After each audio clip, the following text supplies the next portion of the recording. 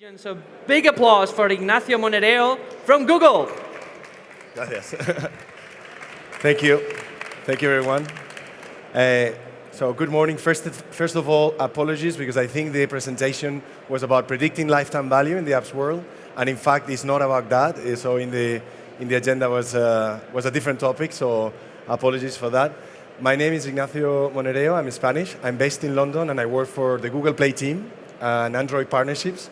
And what we basically do in Google Play is we try to help develop Android apps, taking or getting the most out of all the solutions that we have at Google. So basically, if you are, I was watching before like how many people were raising their hands about developing Android apps. If you are developing, you will know that you have the developer console, you have the help center in Android, or you have, for example, other tools like Android 2.0 Studio. All these things is like what we are working in Google Play. And my role is basically manage some of the top developers and help them to create better apps for Android, create better apps and distribute them in Google Play, and in fact, in the end, monetize it better, all right? So let me give you an intro. I start with very high-level things about Android. Most of all of you know already, but Android is one of the most popular platforms in the world. We have nowadays 1.4 billion active users, 30 days. We also have around 1.5 million devices activated daily. These we are considering as smartphones. We are not considering, for example, all Android Auto, Android TV, and other platforms that we are currently developing. And we also are working with 400 plus OEMs, so manufacturers, phone manufacturers, car manufacturers, TV manufacturers that actually are building Android devices. And finally, 500 plus operator, which would be telecom. So big numbers overall for Android. What for Play, which is where I work. So Google Play is a big platform also to distribute your apps if you are developing in Android. We have 1 billion 30-day active users, 65 billion last year app installs, so huge numbers. And DCB, which I don't know if you are familiar with, but this would be direct carrier billing. So these are agreements that we actually do with certain telco operators in order to facilitate payments within the Android ecosystem. So we are currently working a lot on this. And for example, we recently closed a deal with Vodafone. I don't know if they are here today, but basically allows us to reach a wider audience and make easier the payments. So emerging markets, this is huge for Android because we've seen that markets like India or markets like Southeast Asia, LATAM, which is closer to Spain, or because of the language maybe, are growing a lot in terms of installs and also in terms of payments also, which is a very critical topic for everyone that is developing an app, how we monetize it. And we've seen twice the growth in these markets in terms of also paying users and actually the total volume of revenues generated in the ecosystem. And lastly, how can we support you? And this is a little bit like my introduction. So from the Google Play team, it's a very small team within Google, and sometimes nobody knows it because we are indeed, we are very much I would love to have more resources on that, but we basically try to distribute to a global audience. So we put the place the platform today that you have. We give some tools to improve the performance. We're currently developing a lot of you probably, I don't know if you heard, but in the developer console, there's a lot of new tools that we are launching, reports, features, or for example, functionalities that will allow to distribute your apps better. And lastly, we have a number of ways to support the business when you're developing in Android. We obviously have different services, and we can discuss it later. I think I have time for some questions, so if you have any questions around this, I'll glad to answer. So some trends. I'm just going to give you 3 trends because they're interesting and because you came here. So first, what we are talking in the Play team or Android, we are talking about beyond the click, beyond the install, and beyond the phone.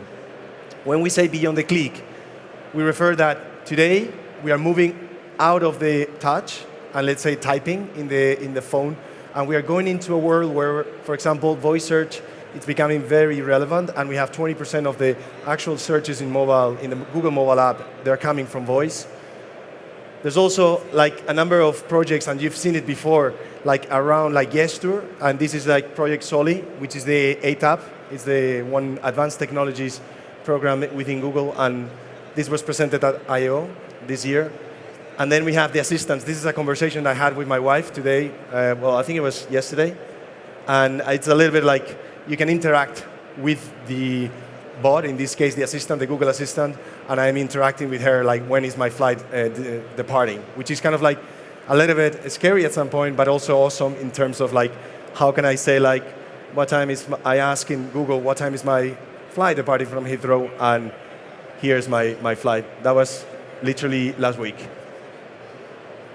Then go beyond the install. That's very interesting from an app's perspective.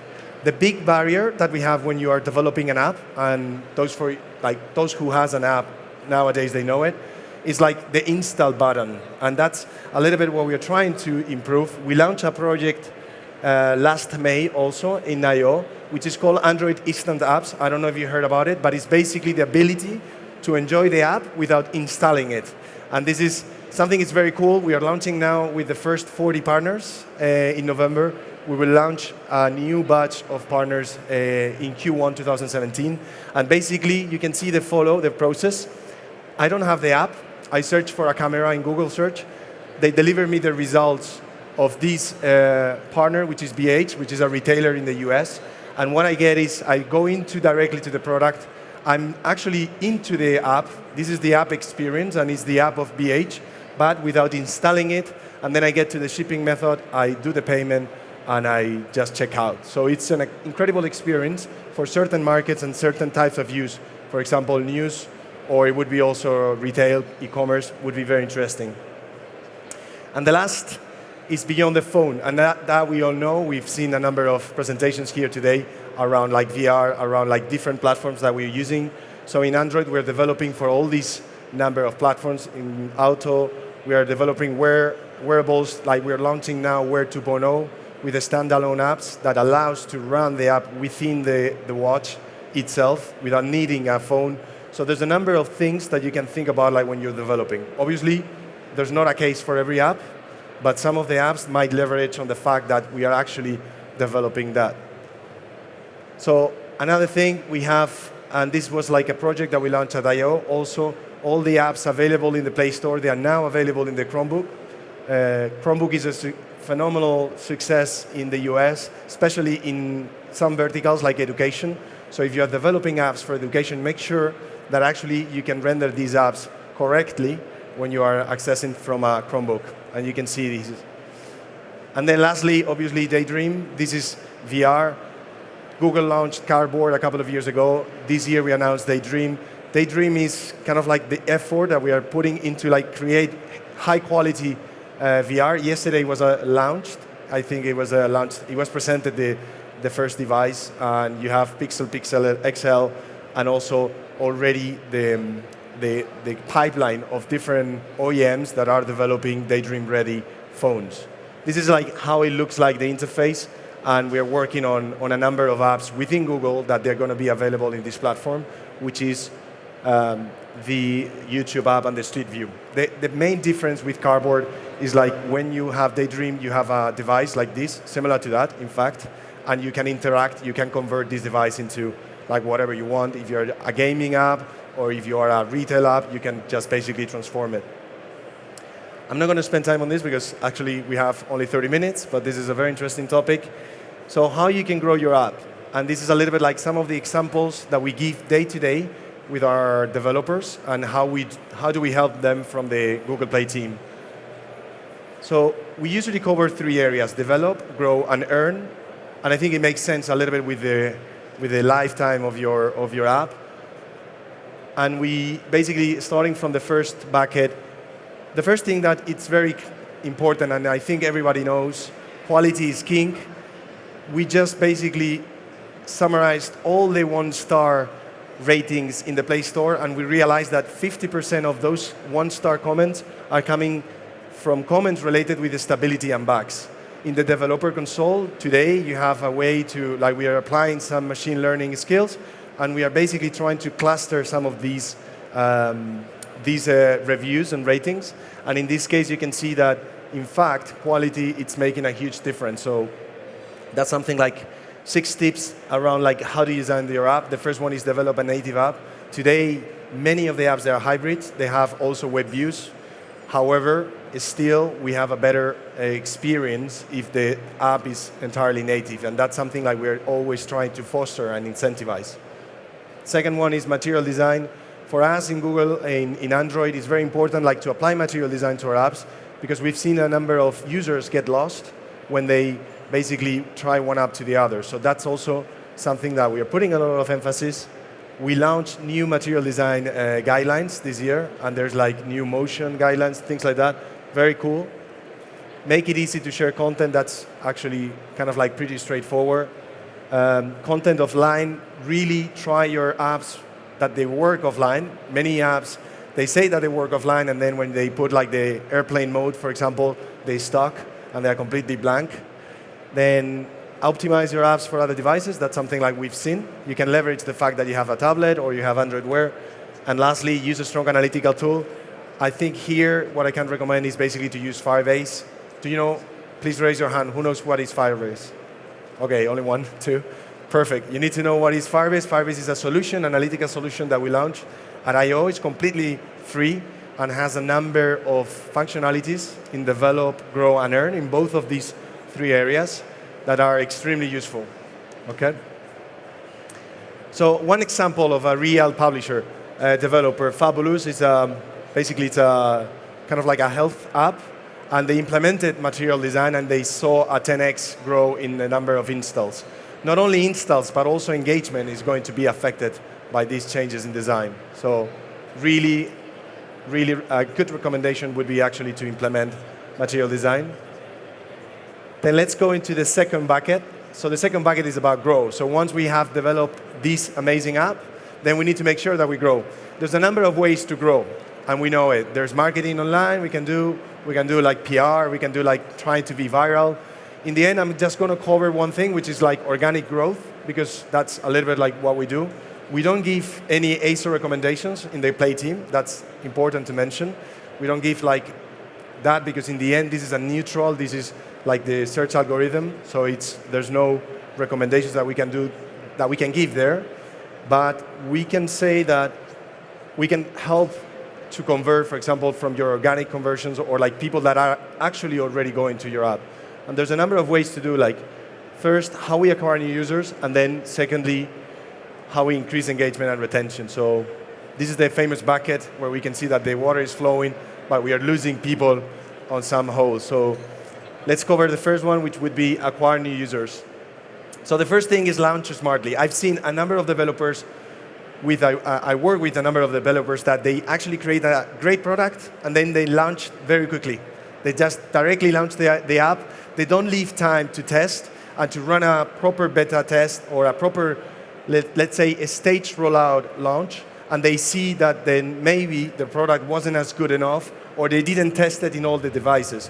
So the first thing is like, I just recommend you like to follow a process, and a very methodical process, which would be beta testing, soft launch, full launch, and then live.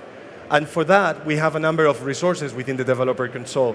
For example, beta test, we launched a program in I/O which is called Early Access Program. Now is open for everyone. So this allows you to get new beta testers, which is something like it's actually difficult. Many of the people that are developing an app, they found themselves that when they have to find for beta testers, they only have their friends and their family, and those are going to be a little bit like nice to you. They're not going to say like your app is crap or your app is not working. They're going to be like nice. So in the end, what we are just like trying to help you is like, for example, we are offering the users in Google Play to become a beta tester and offer them like apps that they are in beta testing. This is interesting because feedback is private, so it doesn't show, and actually doesn't affect app rating, which is very important in the end. And then soft launch, full launch, obviously stage rollout, plan a stage rollout, like start like launching 20%, then move on to 40%, see if all the devices are working, what are the bugs or the crash. And then obviously what I said before, use Firebase, which is a very good tool in order to, for example, some features like remote configuration, which I don't know if you are familiar with, but it basically allows you to test two different versions of your app. Also, the Tesla app Android. Android, we know, is a very fragmented ecosystem. There's a number of devices, and it's always interesting to test across them.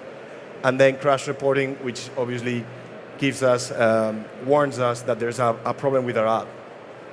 So how to increase organic conversions. And that's a little bit like, think about like the users that arrive to your app. Well, not to your app, to your app store listing, so the page in play where they can see your app. And so the first things, its ratings are critical, and that's something like at Google Play we have a lot of emphasis, or a lot of priority is to increase the quality of the apps. 4-star plus, it's what we consider is a good quality app. Everything below 4 stars, it needs improvement, or at least you need to kind of like care about what your users are saying. Approaching localization methodically. If you are expanding or you are exporting, you are, let's say, like you start in Spain, but your app is global, it makes a huge difference, like to actually translate it, and not only translate it like using Google Translate, but actually translating like manually, or using like manual, like people, or like local translators that they're going to help you, and that is reflected, obviously, always is reflected in an increase in installs and in engagement.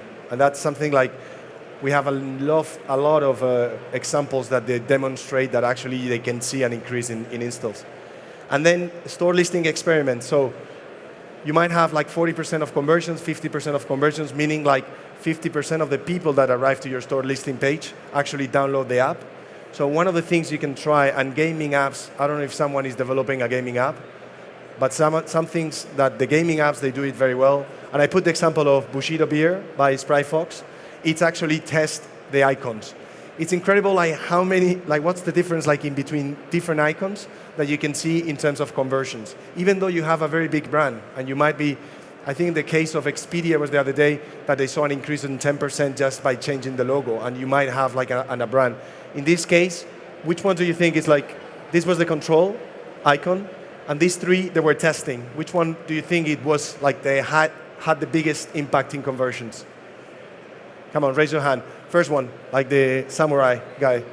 Who do you think this was like performing better? 1, 2, the second one? Okay, 4, 5, and the last one? Okay, well, so I'd say like more or less would be the second. So indeed was the third one had a 17% increase in conversions.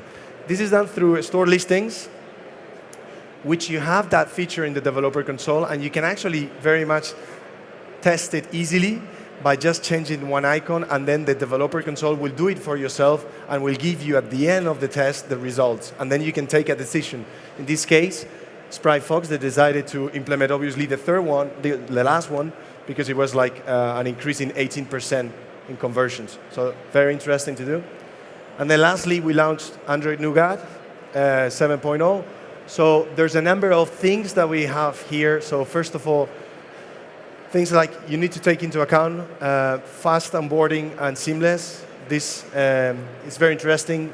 Related with Nougat, it's the notifications. We have new templates for notifications. You don't need to code if you're using Firebase, and you can like send like really nice notifications that you can answer on the go.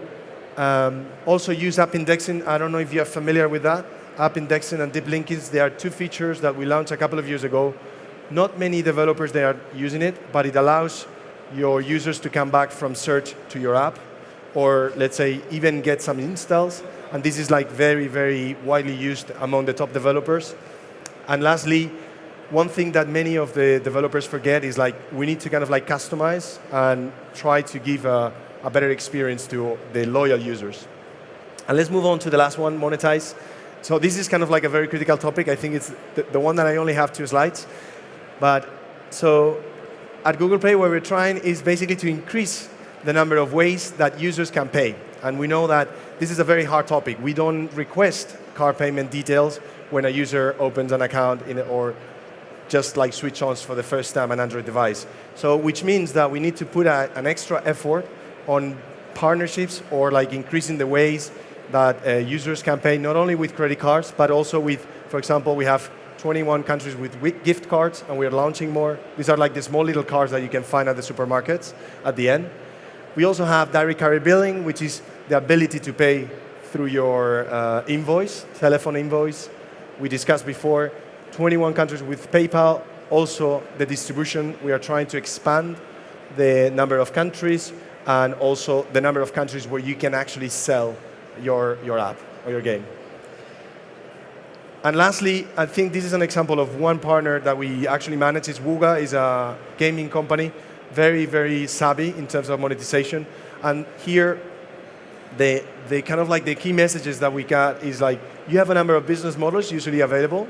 So you can sell your app premium, you can do like in-app purchases, you can do like subscription, or maybe advertising, or like both. In this case, Wooga, basically what they do is they use two models. They use advertising and they use in-app purchases.